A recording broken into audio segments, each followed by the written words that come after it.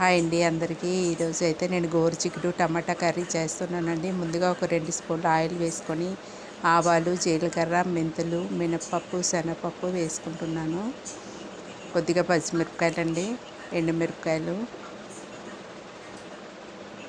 ఇవి కొంచెం వేగాక అల్లం ముక్కలు వేసానండి. తర్వాత టమాటా పేస్ట్ అండి, ఒక 3 టమాటాలు తీసుకొని పేస్ట్ చేశాను. ఇదైతే ఆయిల్లో బాగా వేగాలండి. ఇప్పుడు ఉప్పు, కారం, పసుపు వేసుకుంటున్నాను. నేను ముందుగా గోరుచిక్కుడు అయితే ఉడకపెట్టి ఉంచుకున్నానండి.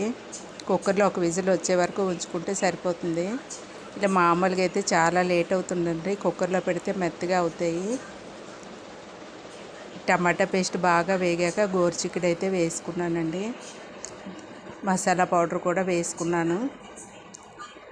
ఇప్పుడు కొత్తిమీర వేసుకుందామండి. ఈ కర్రీ అయితే చాలా టేస్టీగా ఉంటుంది. మీరు కూడా మీ ఇంట్లో ట్రై చేయండి, ఈజీ కూడా అయిపోతుంది.